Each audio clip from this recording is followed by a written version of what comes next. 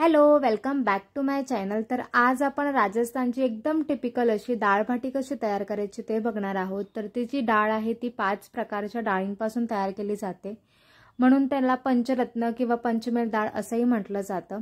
तर रोज रोज जर आपल्याला साधी डाळ खाऊनचा कंटाळा आला असेल तर ही डाळ जी आहे ती तुम्ही नक्की ट्राय करू शकता। आणि त्याचबरोबर एकदम सोप्या पद्धतीची बाटी कशी तयार करायची ते देखील बघणार आहोत।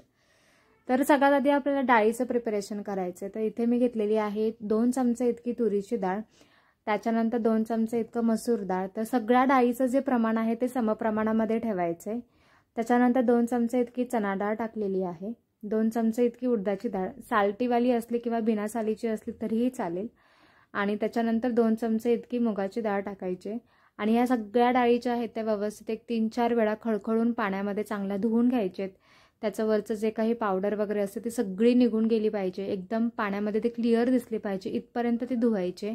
आणि धुवून झाल्यानंतर एक 10 ते 15 मिनिटांसाठी, तुमच्याकडे तर जास्त वेळ असेल तर मग 1 तासासाठी जरी तुम्ही भिजवली तरीही चालेल। तर इथे डाळ तुम्ही बघू शकता एकदम क्लिअर दिसते पाण्यामध्ये। एक 10 मिनिटांसाठी मी भिजवते आणि तोपर्यंत बाटीचे जे आपल्याला पीठ मळून घ्यायचे ते मळून घेते। तर त्याच्यासाठी आपल्याला गव्हाचं पीठ घ्यायचे। तर गव्हाचं पीठ जे आहे ते आपल्याला चाळून घ्यायचं नाहीये, डायरेक्टली आपण ते वापरू शकतो। तर इथे मी 2 वाटी इतकं गव्हाचं पीठ आणि त्याच्यामध्ये पाव वाटीपेक्षा थोडंसं कमी इतकं मी रवा घेतलाय। त्याच्यामध्येच 1 चमचा इतका मी ओवा घेतलाय, तो थोडासा हातावर असा कुस्करून घेतलाय आणि तो त्याच्यामध्ये घातलाय। अर्धा टीस्पून इतकंच आपल्याला खाण्याचा सोडा किंवा बेकिंग सोडा जो आहे तो त्याच्यामध्ये घालायचा आहे आणि चवीपुरतं थोडंसं असं मीठ घालायचं आहे। आणि सगळ्यात महत्त्वाचं, डाळबाटीमध्ये खूप जास्त तुपाचा उपयोग होतो। तर इथे मी 1 चमचा इतकं तूप घेतलंय, पण तुम्हाला जर स्किप करायचं असेल तर तुपाच्या जागी तुम्ही सगळीकडे तेलाचा वापर करू शकता। आणि आता सगळ्या पिठाला आपल्याला तूप जे आहे ते व्यवस्थित असं लावून घ्यायचे। हातामध्ये अशी मूठ बांधली की ते पीठ जे आहे ते व्यवस्थित त्याचा आकार जो आहे तो त्याने धरला पाहिजे, अशा पद्धतीने जसं आपण नेहमी मोहन लावून घेतो तसं। आणि ते झाल्यानंतर आता अगदी थोडंसं करत आपल्याला पीठ जे आहे ते मळून घ्यायचं आहे। आणि पीठ एकदम घट्ट मळायचं आहे, जसं आपण चपातीला मळतो तसं नाही, जरासं घट्ट पण एकदम पण कडक असं नाही, म्हणजे बोट जर आपण त्याच्यावर दाबलं तर ते दाबलं गेलं पाहिजे, अशा पद्धतीचं आपल्याला पीठ जे आहे ते मळून घ्यायचं आहे। तर इथे मी पीठ जे आहे ते व्यवस्थित इथे मळून घेतलं आहे आणि अगदीच कडक नाही आणि अगदीच सैल किंवा एकदम मऊ असंही नाही आहे। तर इथे पीठ जे आहे ते मळून झालं आहे आणि त्याच्यावर आता आपल्याला एक सुती कापड ओला करून झाकून ठेवायचं आहे, एक साधारण अर्धा तास किंवा 1 तास, जसा तुमच्याकडे वेळ असेल। जितकं तुम्ही त्याला भिजत ठेवाल तितके बाटी जे आहे ते चांगले होतील। तर तिथे पीठ जे आहे ते भिजत ठेवलंय आणि ती डाळ जी आहे तीही बऱ्या प्रकारे भिजलेली आहे। ती आता कुकरमध्ये आपल्याला घालून घ्यायची आणि पाणी मी तेच वापरते। आणि त्याच्यामध्ये आता आपल्याला थोडंसं अगदी चवीपुरतं इतकं मीठ घालायचं आहे, अर्धा टीस्पूनपेक्षाही कमी थोडीशी अशी हळद घालायची आणि पुन्हा 1 चमचा इतकं तूप घालायचे। आणि पाणी मला अजून लागेल तर इथे मी 1 ग्लास पाणी त्याच्यामध्ये घालते आणि झाकण लावून एक 5 ते 6 शिट्ट्या करायच्या आहेत। तर पहिली शिट्टी जी आहे ती फक्त फुल फ्लेमला करायची आणि नंतरच्या सगळ्या शिट्ट्या ज्या आहेत त्या लो टू मीडियम फ्लेमला करायच्या, जेणेकरून प्रत्येक डाळ जी आहे ती आतपर्यंत शिजेल। तोपर्यंत आता आपण चॉपिंगचं काम करून घेऊ। तर इथे मी एका मोठ्या आकाराचा एक मोठा कांदा घेतलाय आणि त्याला आता आपल्याला व्यवस्थित असं फाईन चॉप करून घ्यायचे। तर इथे कांदा कापून होईपर्यंत आपली पहिली शिट्टी जी आहे तीही झालेली आहे आणि आता गॅस जो आहे तो मी आता लो फ्लेमला करते आणि बाकीच्या शिट्ट्या ज्या आहेत त्या आपल्याला तशाच करायच्या आहेत। तोपर्यंत इथे मी बाकीचं चॉपिंग करून घेते। तर इथे मी अर्धापेक्षा थोडंसं जास्त इतकं मी अद्रक घेतलंय आणि अद्रक पण बारीक बारीक आपल्याला कापून घ्यायचं। तुम्ही किसून घेतलं तरीही चालेल किंवा मग पेस्ट वापरली तरीही चालेल। तर एक 8-9 पाकळ्या इतक्या मी बारीक अशा लसणाच्या पाकळ्या घेतल्यात आणि थोडीशी अद्रक आणि त्याचबरोबर मूठभर अशी मी कोथिंबीर घेतले आणि एक मोठ्या आकाराचा टोमॅटो घेतला आणि तोही बारीक बारीक असा कट करून घेतलाय। तर एक जवळपास अर्धा तास मी इथे पीठ जे आहे ते मुरत ठेवलं होतं आणि त्या पिठाला आता आपल्याला मळायचं नाही आहे, तसंच ठेवून द्यायचं आहे, कारण आपल्याला सवय असते की आपण झाकून ठेवलं की परत मळत बसतो, तर तसं नाही करायचं बाटीसाठी। आणि इथे तुम्ही बघू शकता पीठ आपलं चांगलं मुरलेलं आहे, आतमध्ये तुम्ही बघू शकता जाळी अशी पकडलेली आहे। आणि त्यात आता आपल्याला जसे हवेत त्या आकाराचे आपल्याला बाटी तयार करून घ्यायचे। तर बाटी बनवण्यासाठी बरेच प्रकार आपण वापरू शकतो, एकतर कढईमध्ये करू शकतो किंवा आप्पे पात्रामध्ये करू शकतो, ओटीजीला लावू शकतो, जसं आपल्याला सोपं पडेल तसं। तर इथे मी आप्पे पात्रामध्ये करणार आहे। त्यासाठी मी एकदम छोटे छोटेसे असे गोळे तयार करून घेते आणि एकदा गोळा तयार झाला त्याला बरेच असे क्रॅक राहतील, एकदम जसं आपण रोज चपातीसाठी करतो तसं राहत नाही, थोडे क्रॅक्स राहतात, तर ते राहू द्यायचे तसेच. त्याला असं एकदम खोलगट असं त्याची एक वाटी तयार करून घ्यायची आणि पुन्हा वरच्या सगळ्या ज्या पाकळ्या आहेत त्या एकत्र करायच्या, जसं आपण मोदकाला करतो तशा पद्धतीने, आणि त्याला व्यवस्थित असं प्रेस करून पुन्हा त्याचा गोळा एक तयार करून घ्यायचा, जेणेकरून आतमध्ये ते पोकळ राहील आणि वरतीचं जे पीठ आहे ते व्यवस्थित असं वाफेल. तर आतमध्ये एकदम असं मऊ आणि वरून एकदम क्रिस्पी अशा प्रकारची बाटी जी आहे ती आपल्याला तयार करायची.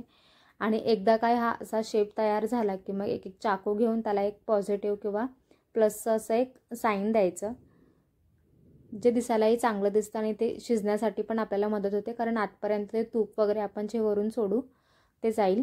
तर इथे मी सगळ्या बाटी ज्या आहेत त्या तयार करून घेतलेल्या आहेत. तुम्ही बघू शकता तेवढ्या पिठामध्ये इतक्या बाटी होतात, एक साधारण 15 ते 16 बाटी झाल्या होत्या.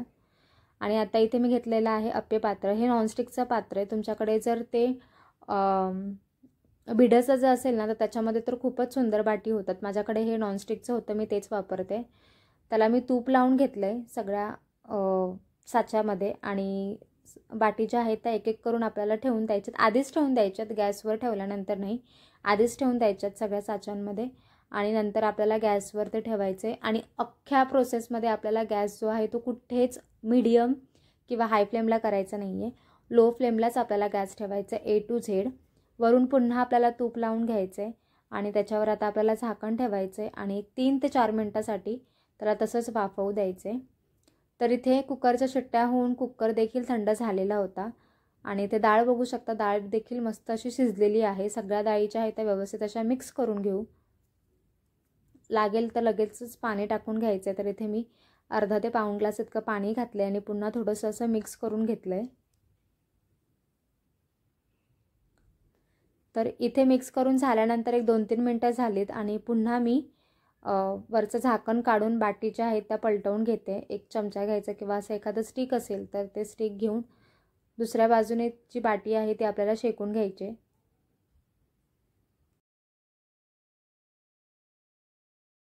सगळ्या बाटी ज्या आहेत त्या पलटवून झाल्यानंतर परत पुन्हा आपल्याला तुपाची मस्त अशी धार सोडायची आणि परत एक 3-4 मिनटासाठी त्याला तसंच वाफत ठेवायचे. तर ही जी प्रोसेस आहे ती आपल्याला 3 वेळा करायची, जेणेकरून दोन्ही बाजूने एकदम व्यवस्थित अशा बाटी आतपर्यंत शिजतील, जरासुद्धा कच्च्या राहणार नाहीत. तर इथे हे वाफतंय तोपर्यंत आपण डाळीला आता फोडणी देऊन घेऊ. तर कढईमध्ये 1 चमचा इतकं आपल्याला तेल घालायचं आहे आणि 1 चमचा इतकं तूप घालायचं आहे. तुम्ही फक्त तूप जरी टाकलं तरीही चालेल किंवा फक्त तेल जरी घातलं तरीही चालेल. त्याच्यामध्ये 1 चमचा इतकं जिरे घालायचे, 2 सुकलेल्या आपल्याला लाल मिरच्या घालायच्या आहेत. त्यानंतर अद्रक, लसूण आणि हिरवी मिरची इथे मी 2-3 अशा कापून घेतल्या होत्या बारीक, त्या त्याच्यामध्ये घालून त्या चांगला परतवून घेतल्यात. फाईन चॉप केलेला कांदा जो आहे तो त्याच्यामध्ये घालायचा आहे आणि तोही चांगला आपल्याला व्यवस्थित परतवून घ्यायचा आहे. तर इथे कांदा जो आहे तो व्यवस्थित तळतोय तोपर्यंत आता आपण परत त्याला थोडंसं पलटी करून घेऊ. तर तुम्ही बघू शकता मस्त आता कलर जो आहे तो चढलेला आहे, ब्राउनिश कलर आलेला आहे. पुन्हा त्याला पलटी मारून घेऊ आणि पुन्हा थोडीशी तुपाची धार आपण त्याला सगळं सोडू किंवा तूप लावून घेऊ आणि पुन्हा त्याला झाकण ठेवून परत एक 3-4 मिनटासाठी आपल्याला त्याला तसंच वाफवत ठेवायचं आहे.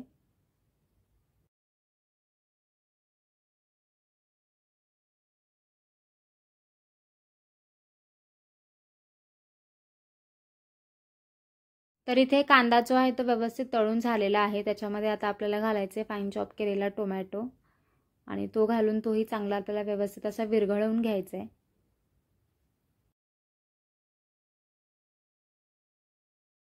तर तिथे टोमॅटो विरघळेपर्यंत इथे आता आपल्याला परत सगळ्या बाटी ज्या आहेत त्या आपल्याला पलटी करून घ्यायचे आहेत आणि परत एक 2 ते 3 मिनटासाठी त्यांना चांगलं वाफत ठेवायचे. तर गॅसची जी फ्लेम आहे ती मेन सेंटरला जास्त लागत असल्यामुळे मधले जे 3 आहेत ते जरा जास्त डार्क होत आहेत किंवा जास्त ब्राऊन किंवा ब्लॅककडे जातो आहे त्याचा टोन. तर आपण ते तसंच ठेवून देऊ, परत एकदा पलटी करून झाकण ठेवून एक 2-3 मिनटासाठी त्याला तशीच एक वाफ देऊ. तर इथे टोमॅटो देखील आता बऱ्यापैकी वितळलेला आहे, चांगला असा मऊ झाला आहे. आता घालायचं तर आपल्याला मसाले. तर मसाल्यांमध्ये 1 चमचा इतकं लाल तिखट घालायचे, 2 चमचे इतकं आपल्याला घालायचे काश्मीरी लाल मिरची पावडर, 1 चमचा इतकी आपल्याला हळद घालायची आणि 1 चमचा इतकं आपल्याला धने पावडर घालायचे. अजून एखादा जर तुम्हाला मसाला ॲड करायचा असेल इन केस जर गरम मसाला वगैरे तर तो सुद्धा तुम्ही घालू शकता. सगळे मसाले व्यवस्थित असे आपल्याला परतवून घ्यायचे. 1-2 मिनिटासाठी चांगले त्याला मिक्स करून तसंच ठेवून द्यायचे. वरून मस्त अशी कोथिंबीर घालायची. पुन्हा व्यवस्थित असं मिक्स करायचं. थोडंसं मसाल्यांना तेल सुटलं असं दिसलं की मग लगेचच त्याच्यामध्ये डाळ शिजवलेली त्याच्यामध्ये घालायची आणि व्यवस्थित असं त्याला मिक्स करायचे. थोडंसं कन्सिस्टन्सी बघायचं. तर इथे मला डाळ जी आहे ती घट्ट वाटते. इवन अजून शिजल्यानंतर तर ती अजून घट्ट होणार आहे. तर इथे मी त्याला तसंच ठेवते गरम होण्यासाठी. आणि ते आता शेवटचं आपले बाटी जे आहे ते तयार झाल्यात. गॅस जो आहे तो मी आता बंद करून घेते आणि दुसऱ्या बाजूने फक्त पलटवून घेते, जेणेकरून खालची बाजू जी आहे ती अजून जास्त करपणार नाही, कारण पात्र जे आहे ते गरम आहे. तर इथे मस्त असे एकदम बाटी ज्या आहेत त्या तयार झाल्या आहेत. तर इथपर्यंत जर व्हिडिओ आवडला असेल तर व्हिडिओला लाईक करा आणि चॅनलला देखील सबस्क्राईब करा. तर इथे डाळीला उकळ यायला सुरुवात झालेली आहे आणि त्याच्यामध्ये उडदाची डाळ असल्यामुळे ती डाळ जी आहे ती थोडीशी कढईला खाली चिरटकते. त्याच्यामुळे अधूनमधून थोडंसं चमच्याने आपल्याला त्याला ढवळत ठेवायचं आहे आणि त्याच्यामध्येच घालायचं आहे थोडंसं गरम पाणी, इन केस तुम्हाला जर हवं असेल तर. चवीपुरतं लगेचच मीठ घालायचं आहे आणि त्याचबरोबर खूप सारी बारीक अशी चिरलेली कोथिंबीर घालायची आणि पुन्हा व्यवस्थित असं मिक्स करून फक्त एक 4 ते 5 मिनिटासाठी डाळ जी आहे ती शिजवायची. एक 4 ते 5 मिनिटानंतर शिजवल्यानंतर आपली डाळबाटीची डाळ जी आहे किंवा पंचमेळ डाळ जी आहे ती रेडी झाली आहे. तर आजचा जर व्हिडिओ आवडला असेल तर मला कॉमेंट बॉक्समध्ये कळवा. सोबतच चॅनलला देखील सबस्क्राईब करा, लाईक करा, शेअर करा. मस्त गरम गरम अशी बाटी आणि त्याचबरोबर गरम अशी डाळ कुस्करून किंवा असं बुडवून खाण्यामध्ये मज्जाच वेगळी आहे. तर पुन्हा भेटूया एका नवीन व्हिडिओमध्ये. तोपर्यंत बाय.